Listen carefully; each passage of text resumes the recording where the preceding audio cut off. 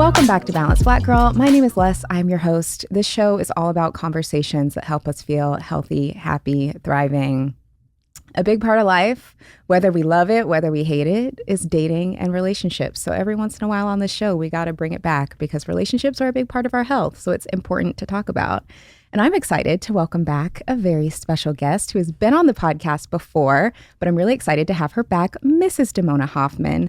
Now, I got to say, with Damona, the credentials are there. The resume is long. Like, been a celebrity dating coach for a minute in the game, has written columns for publications like the LA Times, like the Washington Post. She's been a spokesperson for apps like Match, Bumble, OkCupid. She is the love expert on The Drew Barrymore Show, and she just released her new book, F the Fairy Tale. So like I said, the resume is long. I'm really excited to welcome back Damona. Thank you. It's great to be back. And you gave me the Mrs. credentials. So I did. I appreciate that because I earned that one too. Absolutely. Absolutely. Well, I'm so happy to have you back. The last time you were on the show, it was late 2020. Here we are, 2024. What were we doing back then? A lot's happened. Yeah. We were at home. We were at home. People were dating on apps. Mm-hmm. Interestingly, there's been a little bit of a shift. Mm-hmm. People are still dating on apps. But everybody is sort of like IRL curious as well. Yeah, I want to talk about that. I definitely want to talk about that.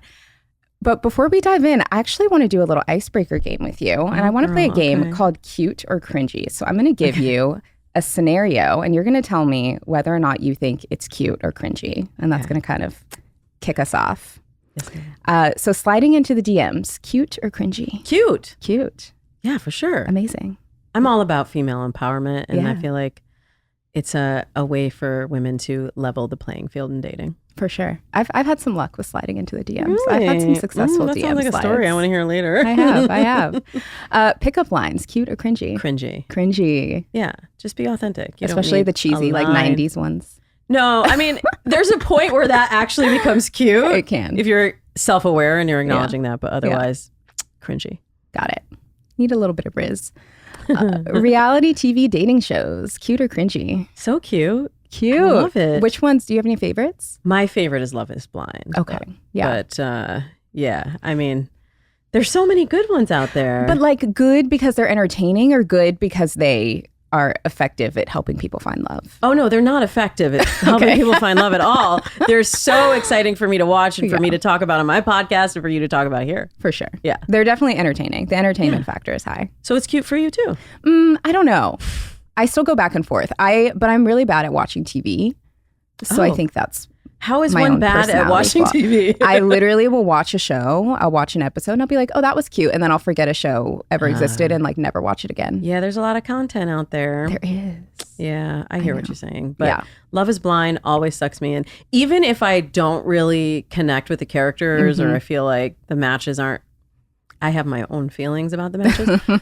Even so, I will just hate watch it through the rest of the season just to make sure that I saw it. It's so easy to do. And it's once you start that show, you want to see it through. Yeah, you have to. Yeah. You have to, because also the match is really just the beginning of the journey. Oh, sort of 100%.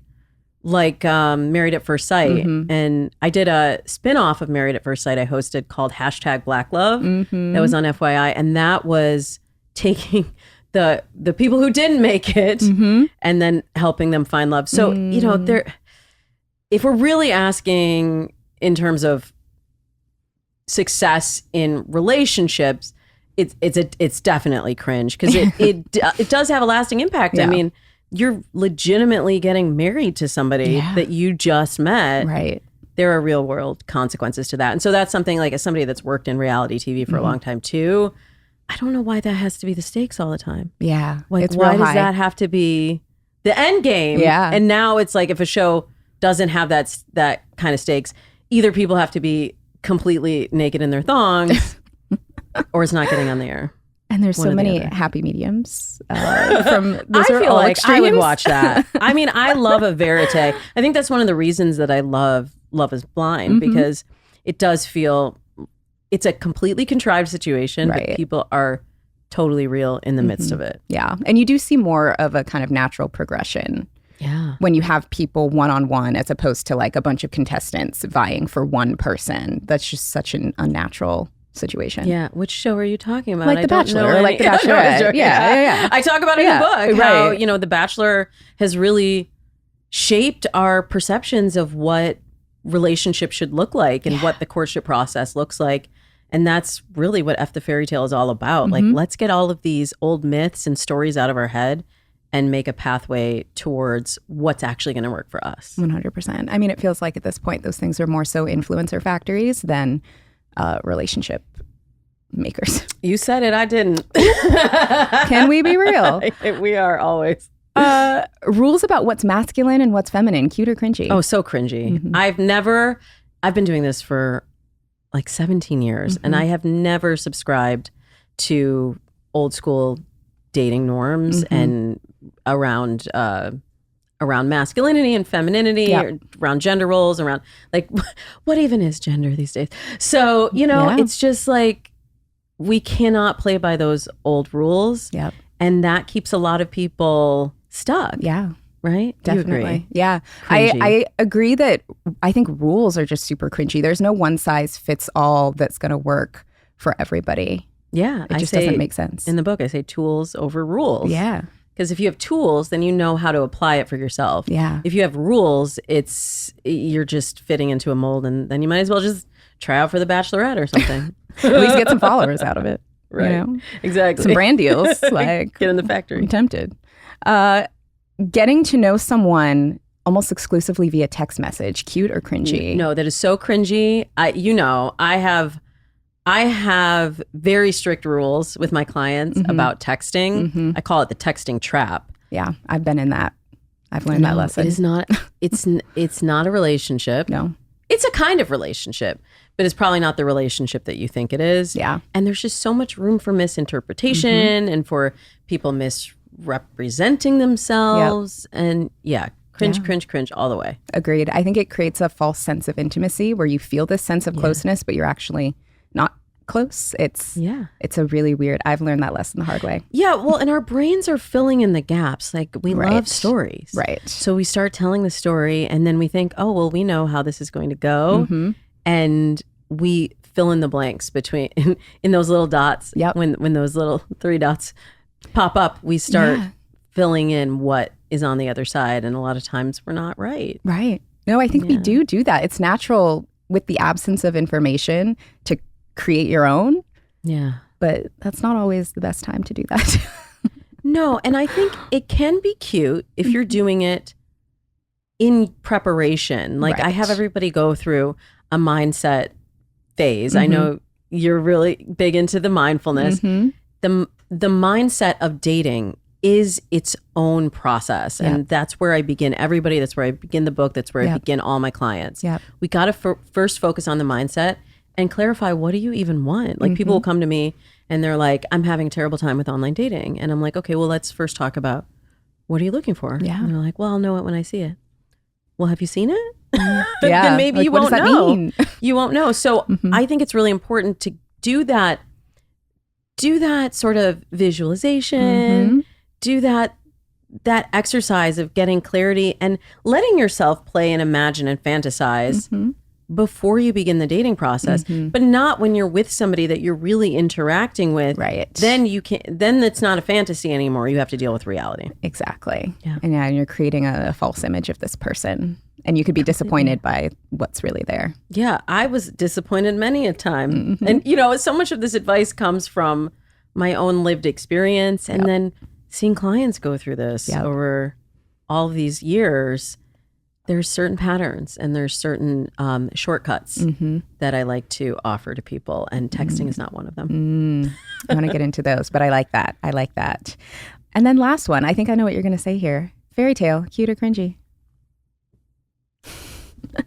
I'm certainly biased, so I have to say cringy because I literally wrote the book. But I think they have a place, but they don't have a place in helping us develop the love story of our own lives. They give a lot of false ideals, and I grew up on fairy tales and rom-coms, and I love a good story as much as the next gal. But I also know that is not the reality. And chasing that it's just a road to heartache. And that's not what I want for people. Yeah. Agree? I do. I agree. I want to say yes. I want to say cute, but I see the other side of when the fairy tales fall through. Yeah. When people come to me and they're so discouraged about love. And I really, I say I started out as a love cynic. I was very cynical. I did not think I was ever going to meet my person. I was like, I'll just be married to my career and that's going to be fine. And this is, before I was a dating expert.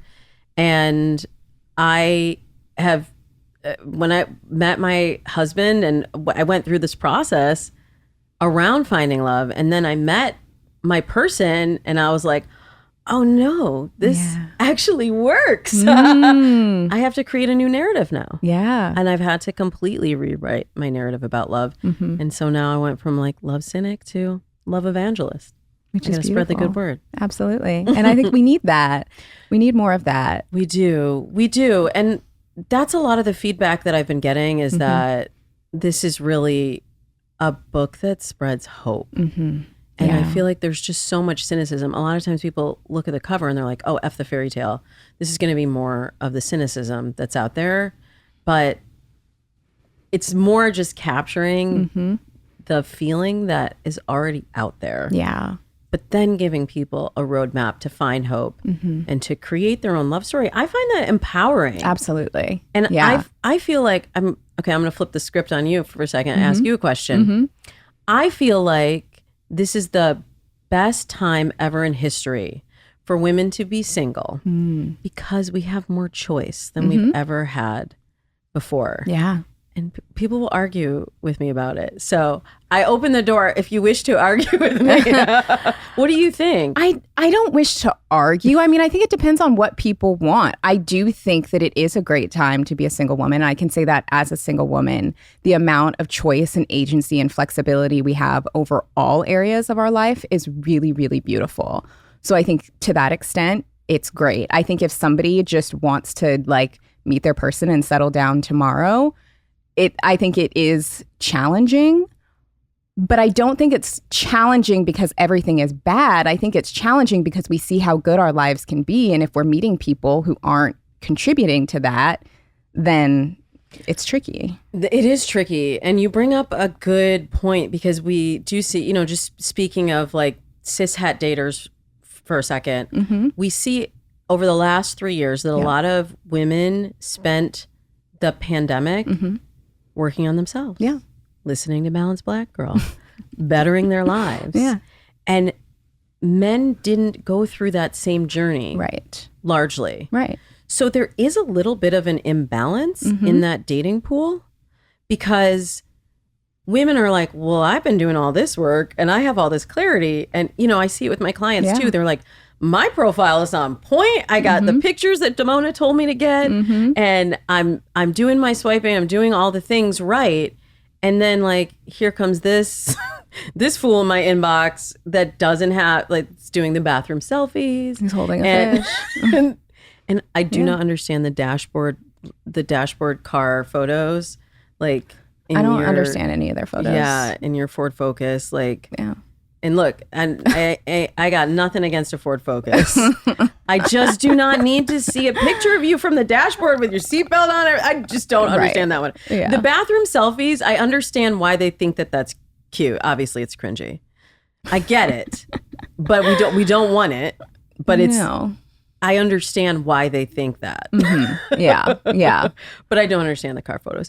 But there just isn't that same level of focus. And also I feel like women are groomed to present themselves. Okay, you got to have your makeup and your hair and your fashion and everything that is pushed out to us from the time we're little is all about your presentation. Exactly. And I just don't see a lot of men getting that same sort of grooming and that same kind of conversation happening there. Yeah. And so I'm not surprised there's an imbalance, but then I'm always having to help clients, like my female clients that are looking to date men, get over the fact that they're not going to come in the door with the profile as polished as yours is. Or like when I met my husband, let me tell you something about his clothing.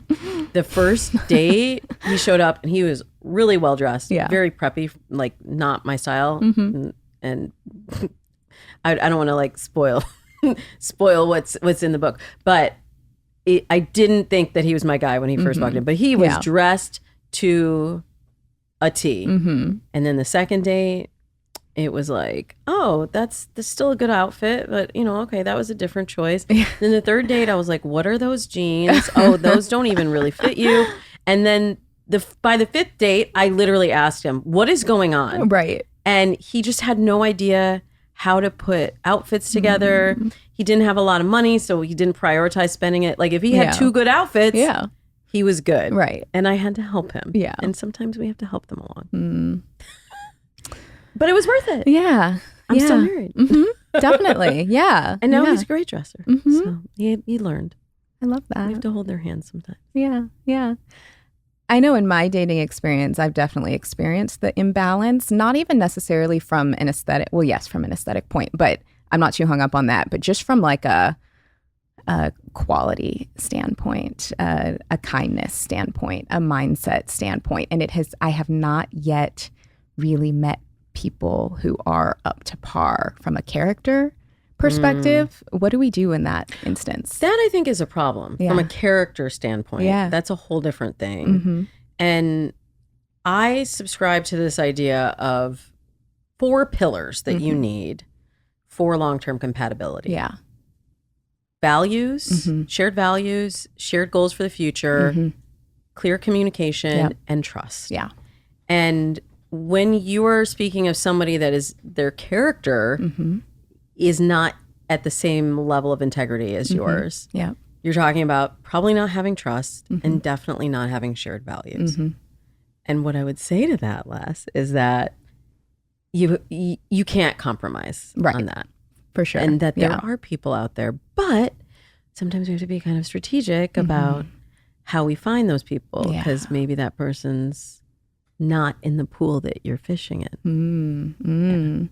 That's a good segue to something you said earlier that I wanted to come back to, which you said people are feeling IRL curious. So I want to talk about what that means, why that is, because I know in our last episode that we did together, it was 3 years ago, we talked a lot about online dating using the apps because we were all at home. That was kind of all we could do.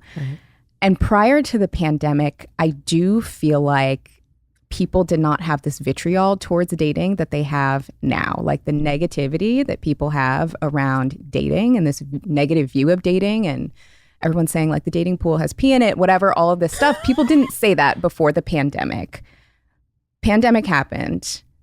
Like you said, there is kind of this imbalance between kind of that self-work, which I think is a contributor. I think everyone was kind of forced to use these apps.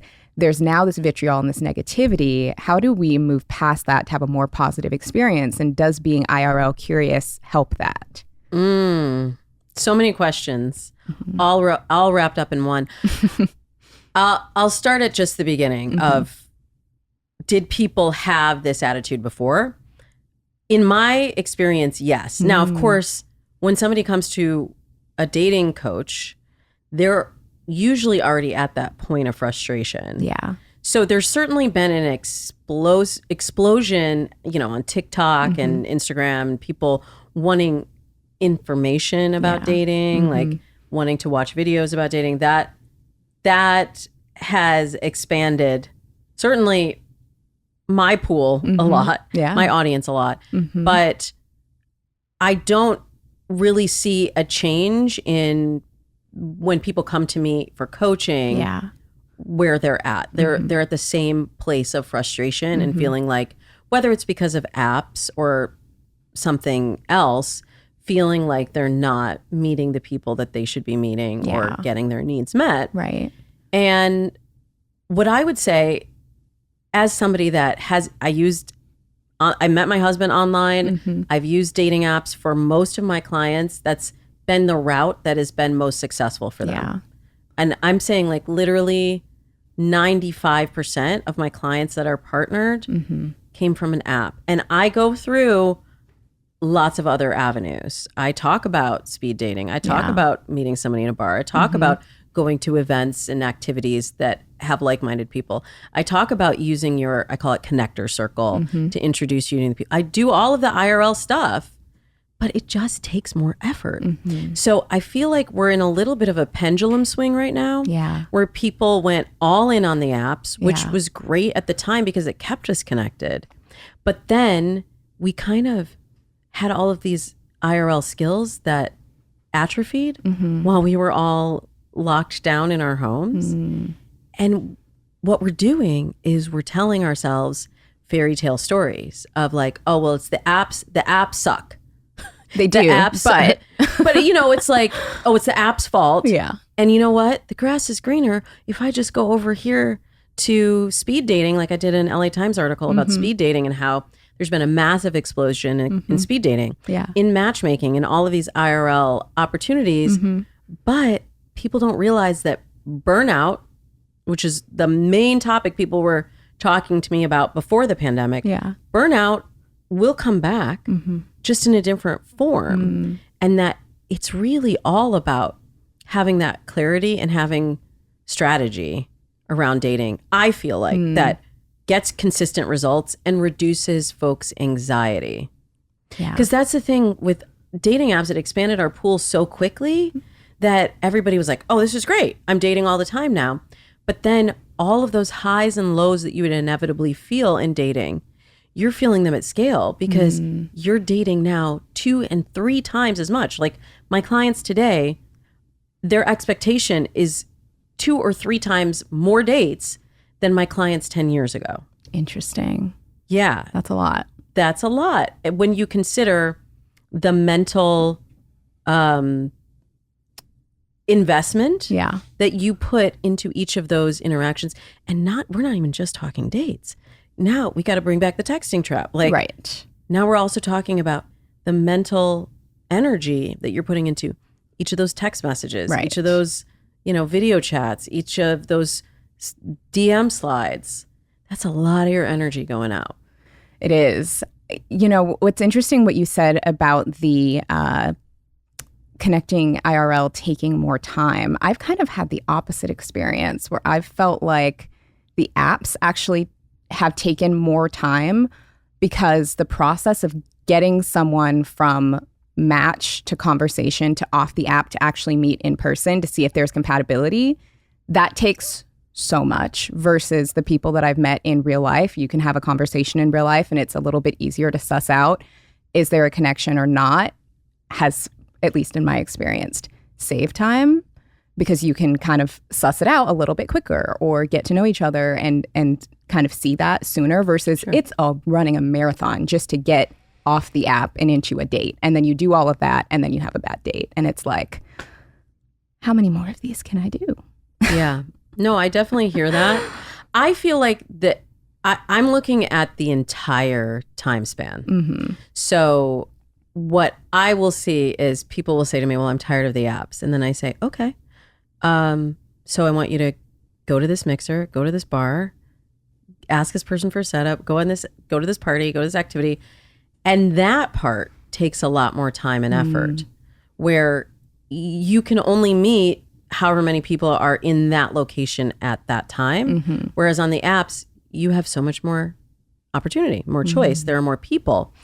But that's why I say it's important to put a process around it. Yeah. Because when you think of it as like, I'm leaving a little piece of myself in each of these threads of conversation, in each of these people that I say yes to. And, time is our most valuable resource. We're not getting any more of it. And so who you choose to give your time to really matters and your energy. And, and just that focus of whether it's one date or 67 texts or whatever it is. So that's why I'll give you guys some of the solutions. Yes. Yes. What is it? But how do we put a strategy together? Well, first it's going to start with mindset. And I know you got that on lock. So I won't go too deep into that, but really having clarity on what you're looking for, what you have to offer, and what that ideal relationship not just will look like on the outside, not just what you can tell your girlfriends about, like not what it feels like. but what it feels like. Yeah. That's right, Les. What is it going to feel like to be in that relationship? Because you may not recognize it when it's just on paper. Right. But you're going to notice it when you feel that person across from you. And I think that's one of the reasons also, because you've done that work and you have that clarity. When you are in a room with someone, IRL, you can feel that right away. Right. Yeah. So we just have to look at the apps as a means to an end. The app that's not your boyfriend. The app is not where you're going to spend all of your time. The goal is to get off the apps. Yeah. And so I do a very short screening process, and the strategy differs depending on what your challenge is. Because a lot of people who come to me they're feeling like they don't even have the matches. They don't have the messages. Whereas there are other people who may just be inundated with messages and matches, and they're going out on all these dates and just feeling burnout and disappointed. Yeah. So we figure out, like I talk about like having a dating funnel. So we want to get as many options in that are qualified matches, and then we sort of whittle it down, right? So if you're having too many matches, then we have to tighten up that criteria, whether it's in your app settings, whether it's in how you're using the app. We need to truncate that process, get fewer people in the filter, and then this is a little bit controversial in today's dating world. Controversy. Let's get into it. It's not really that controversial. Okay, I really oversold that. I was getting excited. Well, I like to have a bit of a screening process before. I think we talked about this before. Like having a phone call or a video chat before you actually go on the date. Right. And I know everyone is resisting it right now because the speed of dating ramped up so quickly that people are like, I'd rather just go out and meet them and see. You can tell a lot from a phone call or video chat that would save you a lot of time and energy. What's your take on this? Truth. Yeah, I think that can be really valid. I know I've had that happen before where I've, done like a FaceTime or a video chat with somebody and I'm like, oh no, this is not it. Right. Or sometimes where I wish I would have after going on a date with somebody where I'm like, oh yeah, that wasn't it. Yeah, but I know that's not the norm now because we just evolved so quickly to like, well, let's just set up the date. Yeah. And, I've had different dating experts on my podcast on Dates and Mates that say, no, I don't have anybody talk before the date. Matchmakers that'll just be like, I just want them to show up on the date and see. Yeah. I feel like that it just doesn't set you up for having the most clarity going into the date. Yeah. That you're not wasting your time. Because I don't really look at any dates as a waste of time. I think it's been a while since you've been on any. No, I think they're all learning. And the learning might be, ooh, I should have done a phone call. Ooh, I needed to tighten up my filter. Yeah. Why did I give that person the benefit of the doubt? Yeah. Why didn't I trust my gut?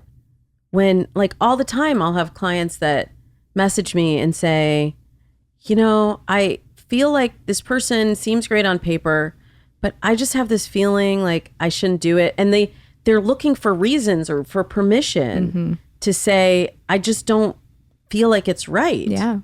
And we don't need anybody else's permission. Not at all. We got to learn to trust our inner compass. Definitely. And I think a lot of people really struggle with trusting themselves, especially if they've experienced heartbreak or had a bad situation before. They feel like, okay, well, if I chose this other person and it went left, how can I trust myself, to make that choice again? You got to tune your picker. Yeah.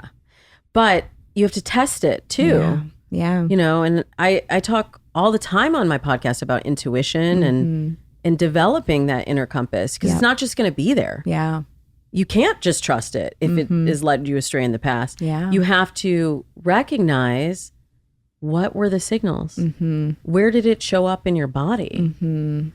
And like I talk in the book about how, Dr. Drew says the body is a perfect instrument. Like you'll know, oh, I had that like weird feeling in my stomach that reminded me. And when you start connecting the dots, you're like, oh, that was a warning sign. And I thought it was good butterflies that made me want to lean in. But actually, that was my body telling me, remember your ex? Remember how they made you feel?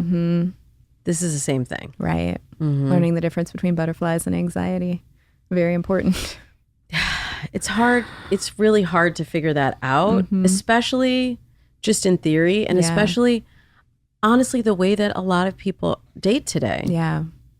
We are dating just on the surface. And it's like something to do.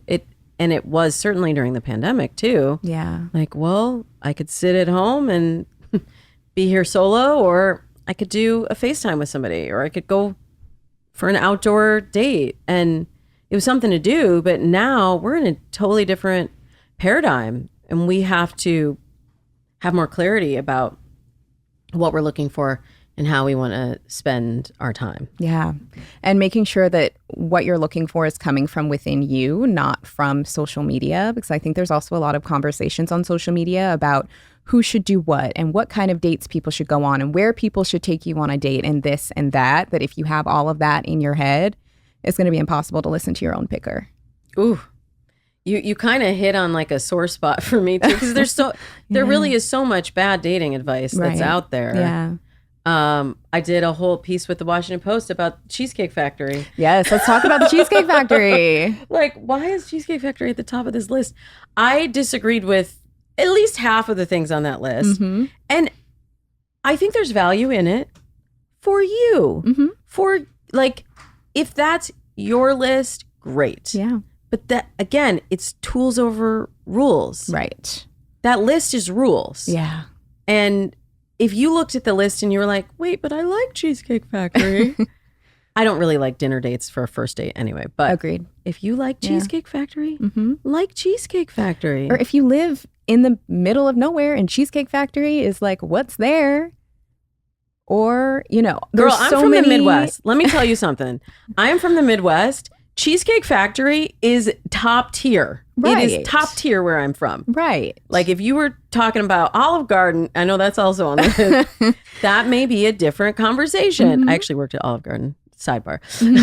Different story. Yeah. For a different day. But it's all relative. It's totally exactly as you said. There's no hard and fast, you know, what works and what doesn't. But I do think it's important for people, if they do have these preferences or whatever, to try to find people who can kind of be on their same wavelength. Yeah, but it's really important what you just said about what other voices are in your head. It's really important to be aware of the inputs that you are plugging in. Right. To your brain, to your heart. Yep. Whether it's social media or your girlfriend that has a chip on her shoulder because she just got out of a relationship and her boyfriend cheated or had this whole other situation. That has nothing to do with you. Exactly. And you're letting her write your dating profile and dictate who you should go out with. Yeah. And then wondering why your dating life is starting to look more like hers.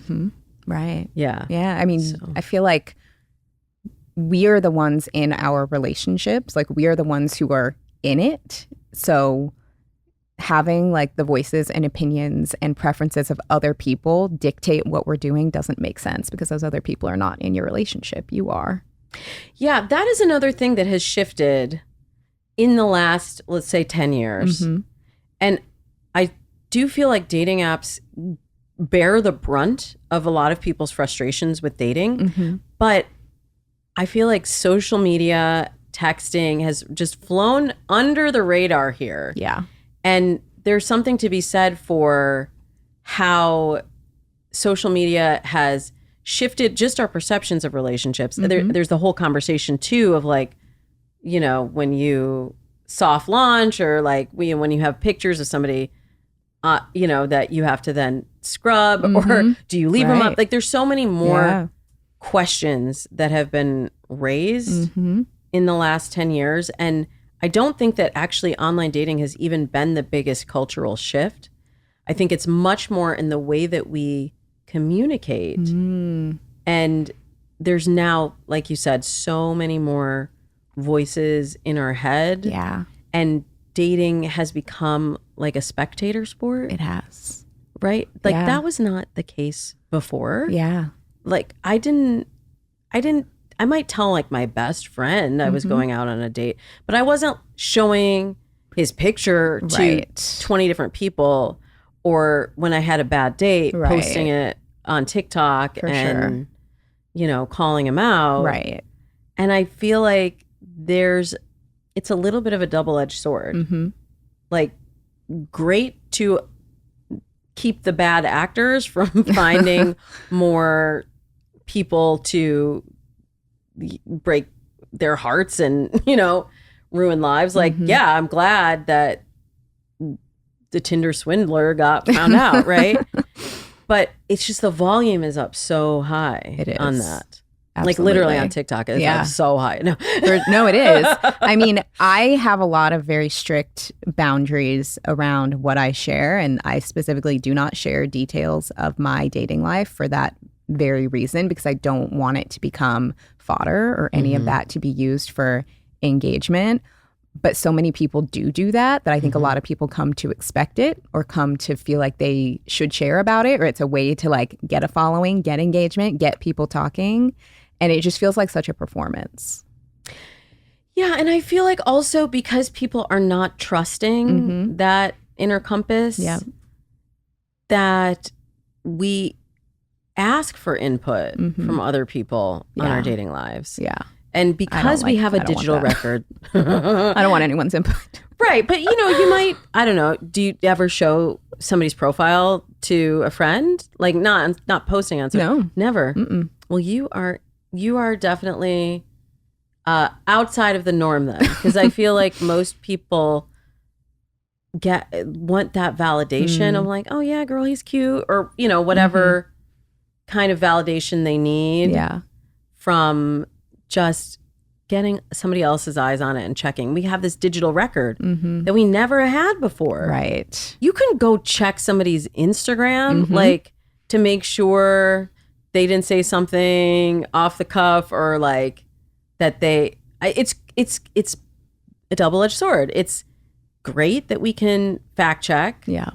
I like the LinkedIn fact checking, because I feel like absolutely that is where people will be more authentic if they are authentic. Exactly. And if they're not authentic, you'll find out very quickly. Right. But that's for the safety of it.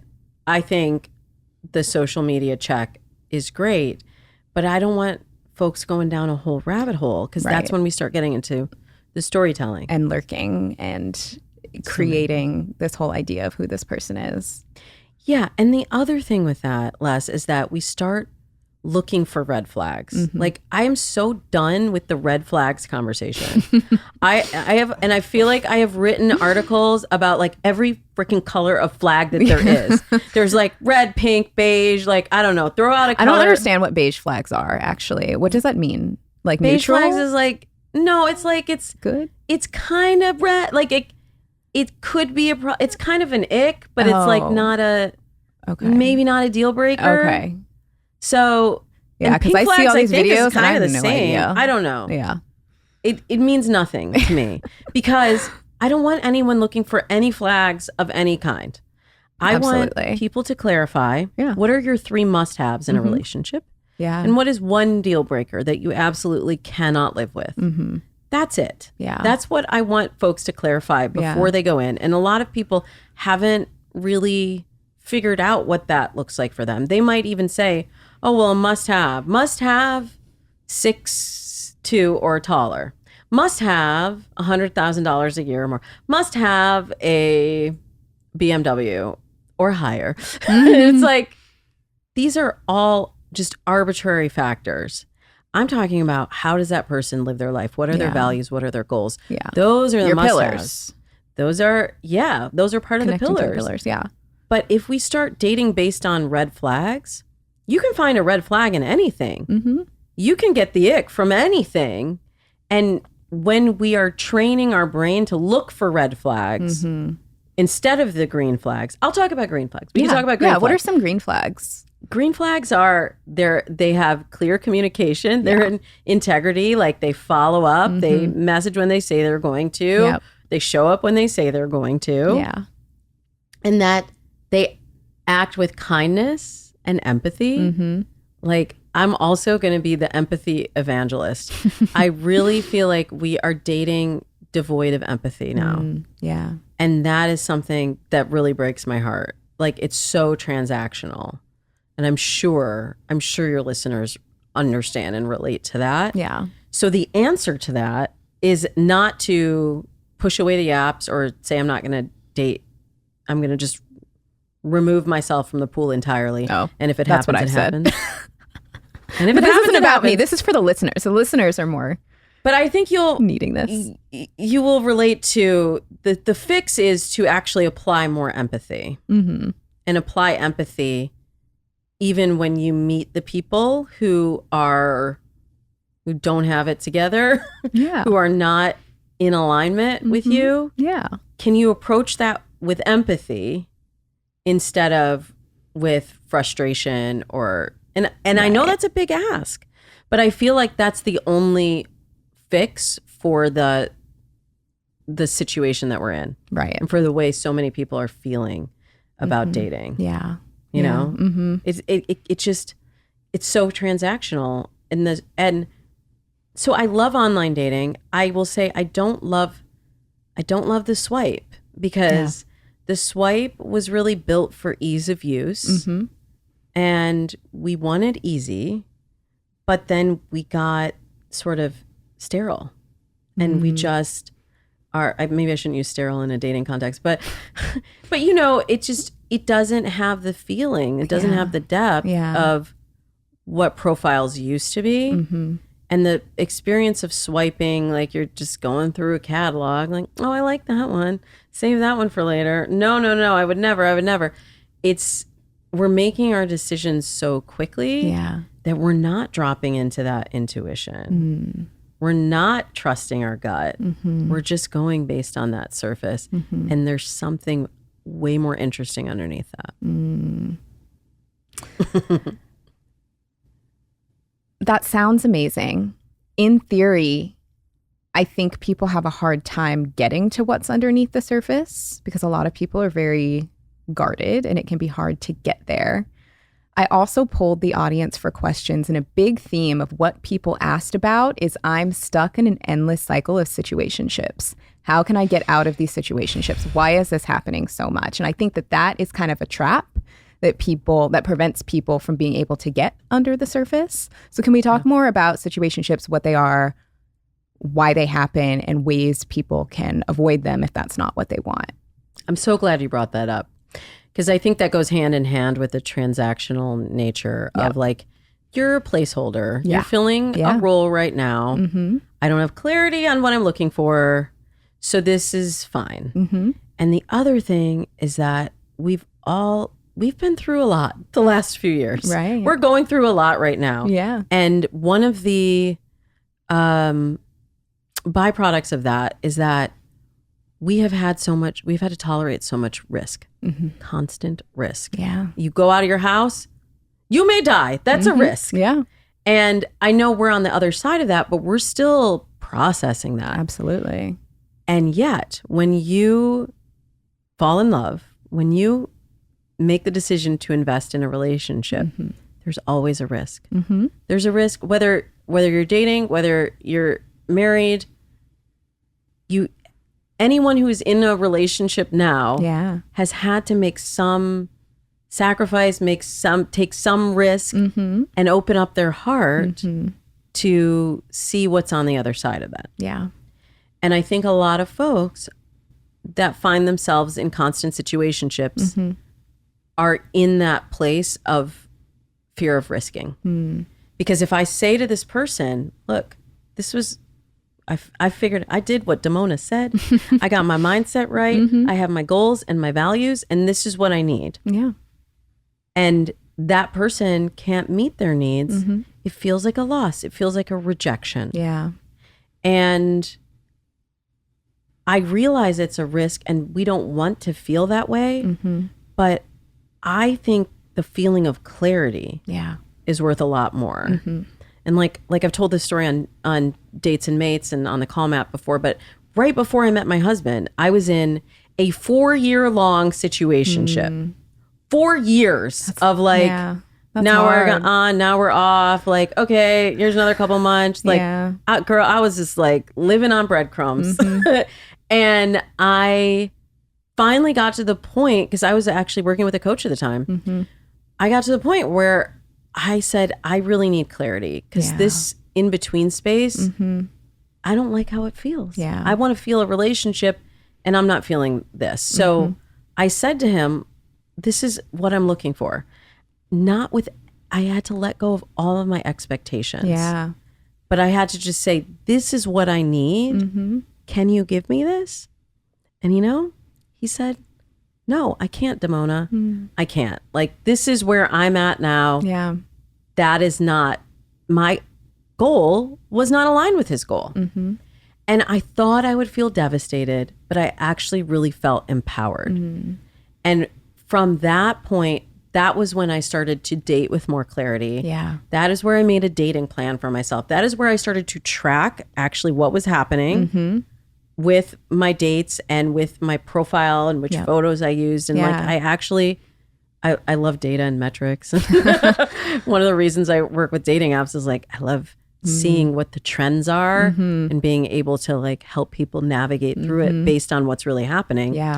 And it was at that point that I got the clarity on what I was looking for and started dating differently. And I met my husband like 6 months later. And I don't think I would have met him if I had been like 1 foot in situationship. I just had a client that reached out to me over the weekend, and she kind of ended a situationship, but she was kind of keeping the door open. She was like, well, I told him that I wasn't going to do this anymore. I needed commitment.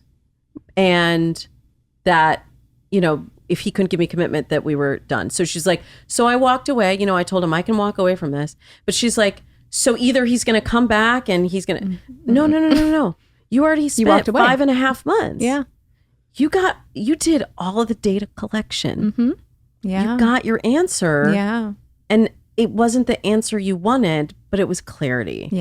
And I know breakups can be really devastating, but I know that clarity and being able to conserve that energy that you were giving to that person opens you up for something so much greater. Because that's what it did for me. Absolutely. Thank you for sharing that. Now, I would love to gather the data. And I feel like also sometimes you can gather any data to support the hypothesis. Like on Dates and Mates, I always do this dating dish, like headlines of the week, and I'll read different surveys sometimes. And I always like to look at who's doing the survey. Who funded it? What was the data sample? Because you can tell any story that you want from the data. But I'm just really interested in individual empowerment. And like, this is the same reason, I know we talked about this before when I was here, 3 years ago, but sometimes the data is hurtful. Like, I have a lot of Black women that come to me and say, well, the data says that Black women online send the most messages and get the fewest responses. No. That was one piece of data from OkCupid 15 years ago. That got reprinted and repeated and repeated. And then people started to believe it. And I'm like, if that is true, we internalize it. And if that is true, then how have I helped this many Black women find love? Please tell me how that is true. How have dating apps worked then? It just works for my clients? No, it works if you understand how to work it. And if you believe that data, or if you even if it were true, it doesn't have to be true for you. So it's like, are you going to focus on all of the people that are doing better than you? Or are you going to focus on what you're doing great? Are you going to look for the glass to be half full? Or are you going to look at, oh, well, it is empty, that that little bit, you know, it's all perspective. Yeah. I know you talk about that a lot too. Definitely. Yeah. Something too that I think would be helpful for people, because dating in and of itself can feel like such a means to an end. And for some people it might be. It's like they're just doing it to find their person. How can people enjoy it more while they're in it without that pressure of needing to like find this one partner or putting so much pressure on that? How can you enjoy the experience while you're in it? Well, it is a means to an end. That's why I do what I do. You know, I want people to get to their relationship goal, but I don't control the timeline. So sometimes it takes 3 months and sometimes it takes 3 years. But it's all a growth and a learning and an evolution process. Yeah. So one, I would say, find some more of that in the experience instead of looking to be like, what can I add to the list of 30 places not to take a date? Yeah. And instead say, okay, what did I take away from that? That date, that was not a good date. So what did I learn? Either about my screening process, about how I showed up, about who I let in, or even like I want to empower people to know how much control they also have on an actual date. Like we're groomed also to be so damn polite and like, well, I don't want to make them feel bad, so I'm going to stay on this 2-hour date. Like I once had a date from somebody I met online that was, I think, 15 minutes long, right? Yeah.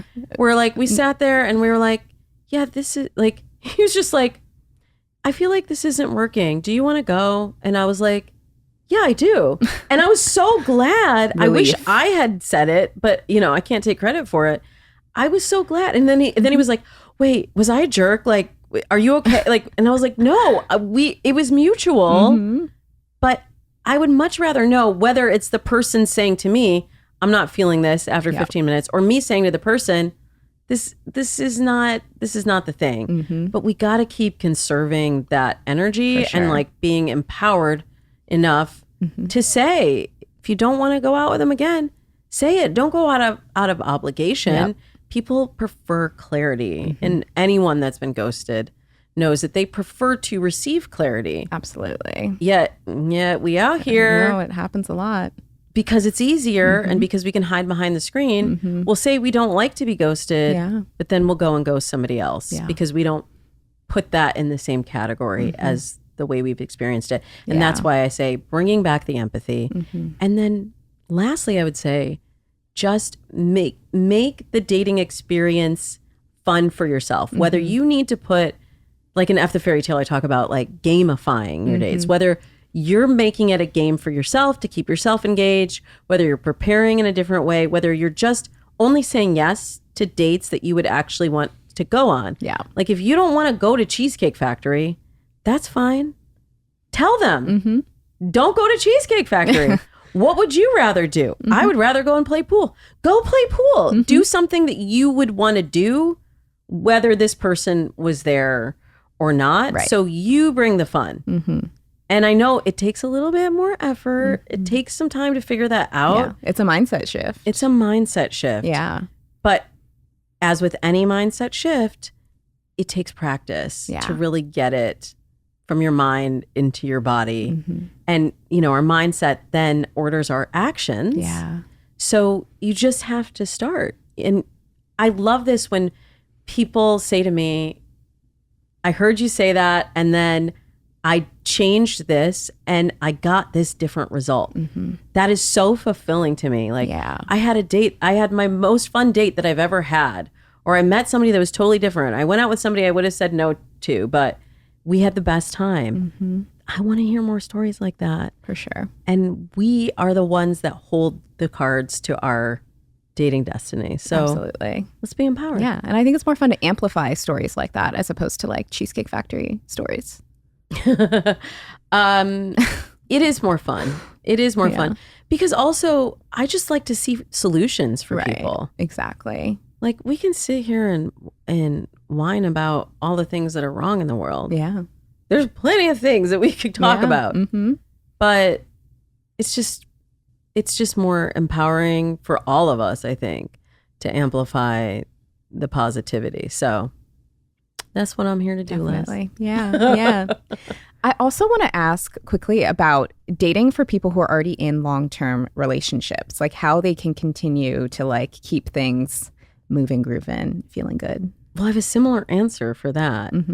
Is that you have to remember you hold the cards. You are in control of what happens in your relationship. And a lot of people sort of get into relationships, they fall into the routine and they're waiting for, I don't know, their partner, divine intervention, something to shift, but you need a catalyst. Yeah. You need something to change the trajectory of the relationship if you want it to change. And if you're not seeing it from your partner, then it has to come from you. And I feel like a lot of people are afraid to do that for the same reasons. Yeah. It's a risk. If you tell your partner you want to do something differently, if you tell your partner you want to make a change in the relationship, there is a risk there. But like, our time is limited. Life is short. Yeah. So why not live to your fullest potential? Exactly. Why not ask for what you need? But also keep in mind that you have to offer. Right. This is where I feel like sometimes things get caught up in relationships. If you're always thinking about, well, what's the other person doing for me? These are my needs. And I know we don't ever intend to do that, but that is how it shows up sometimes. Yeah. So then think about how can you get the other person to show up for you. And the other thing, you know, as somebody who's very optimistic about relationships, I love love, but I also know not everybody is your person long term. Yeah. So if you get to the point where it feels too difficult and you've done everything that you can do, like you've gotten therapy and you've been listening to Balanced Black Girl and you've cleaned up your side of the street and it's still not working. I mean, sometimes you do have to, relationships sometimes have a timeline.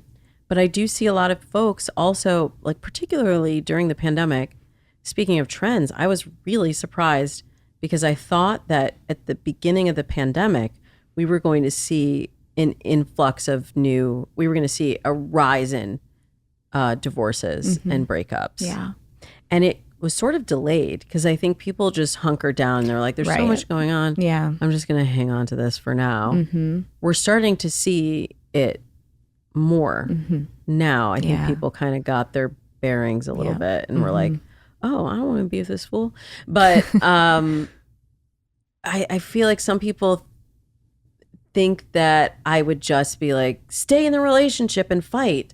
And that's not always the right choice for the relationship that you're in. But these pillars will work whether you're just beginning a relationship or already in the relationship. And sometimes getting clarity on the pillars. Yeah. Like you might look at that person that's sleeping next to you and be like, oh, wait a minute.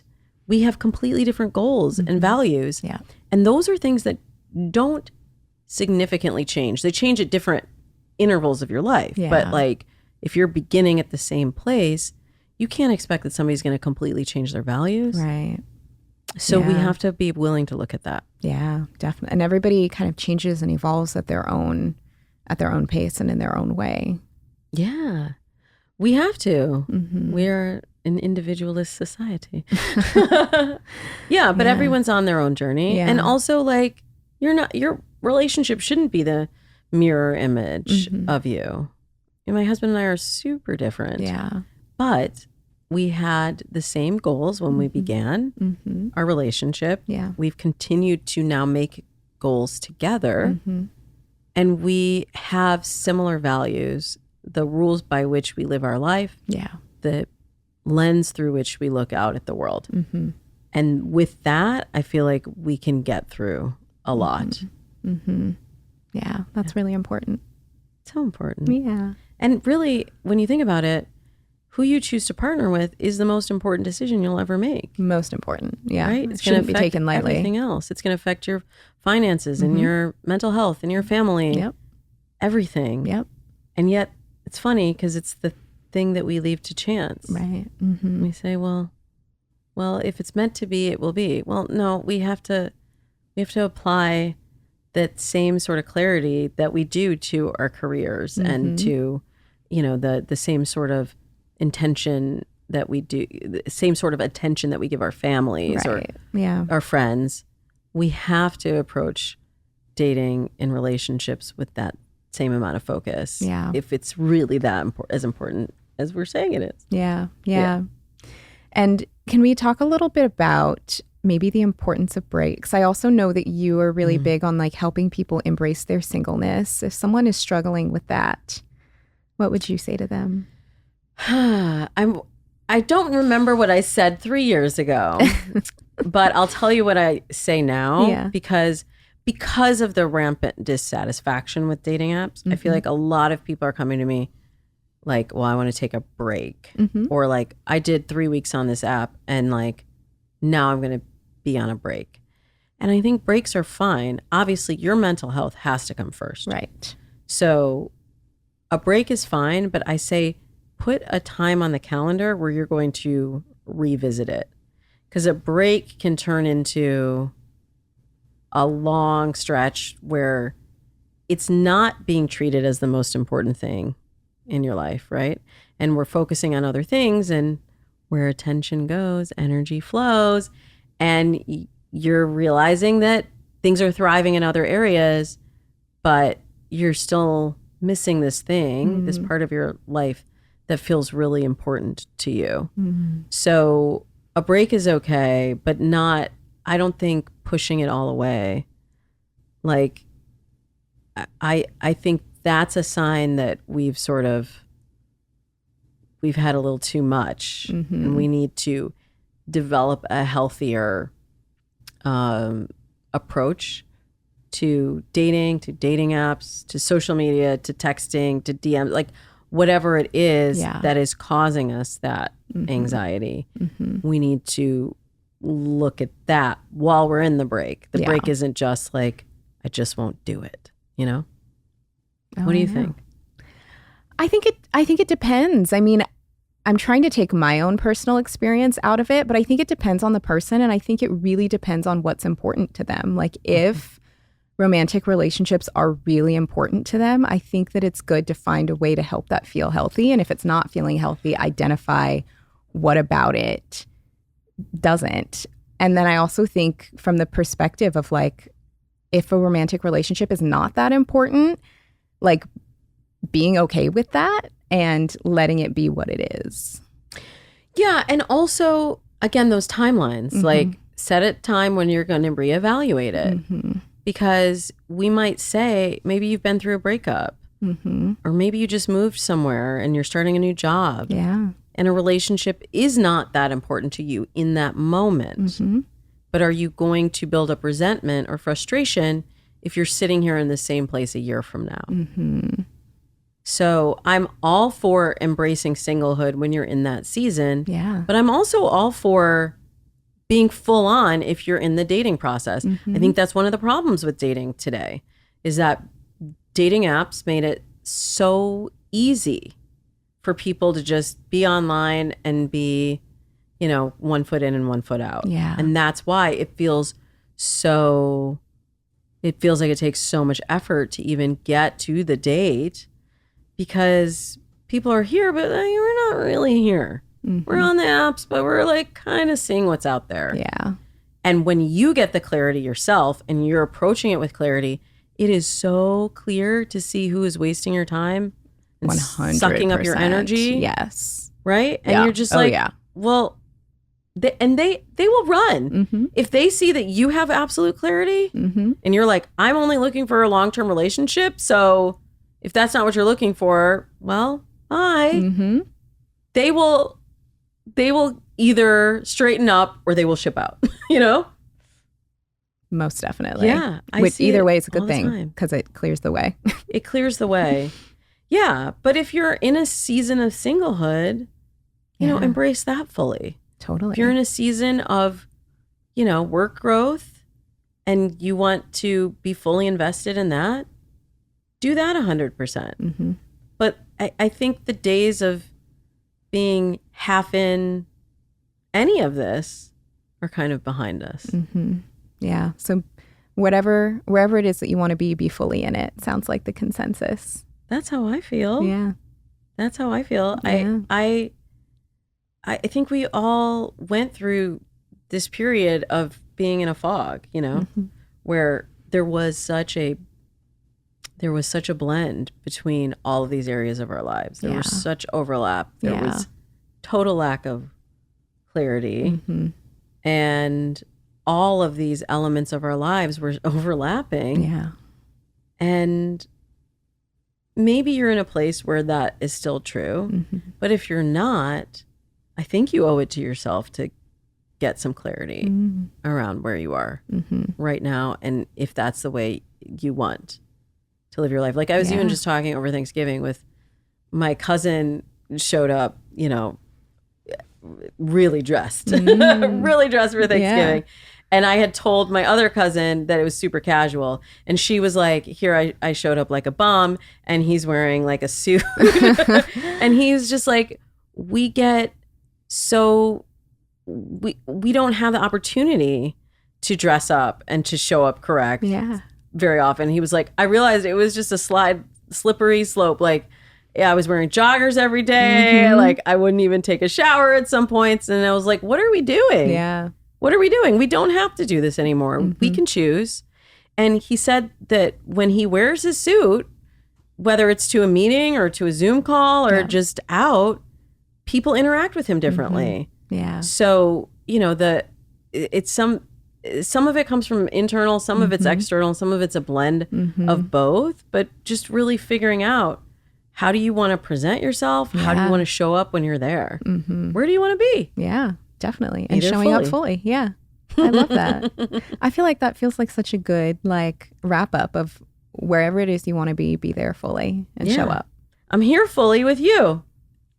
And where else would I rather be? Exactly. Nowhere. I am right here with you. And I've been looking forward to this for so long, ever since we ran into each other and you're like, I got to have you back on the pod. Yes. Yes. Well, thank you so much for coming back. Please tell our audience where they can find you, about your podcast and about the book. Yeah. So you can get the book, F the Fairy Tale, at your favorite bookseller. And the Dates and Mates podcast happens every week, like clockwork. For 11 seasons, I've been doing Amazing. It. Yeah. So that's where I dive into a lot of the data and also answer questions and get people, immediate help on dating. And then, of course, I'm on the socials at Damona Hoffman. Perfect. Yeah. I'm telling you all the things not to do, all the places not to go on a first date. No, I'm kidding. It's not that. Damona's list of my list of no's. No, all of the icks, the beige flags. No, you'll find none of flags of every color. Yes. Flags of every color. Yes. Yeah. Amazing. We'll make sure we have all of your information linked in the show notes so that we make it very easy for people to find you. Thank you so much for coming back on the show. It was great to see you again. So good to see you. Thank you. Thank you all so much for tuning in. Make sure you're subscribed if you aren't already, Apple, Spotify. We also now have full video episodes on YouTube. The Balanced Black Girl YouTube channel, still very new. We're getting up and running. Make sure you subscribe there. Check out the videos. Drop us a 5-star review because we're 5-star girlies. We're a 5-star situation. And I'll see you next week.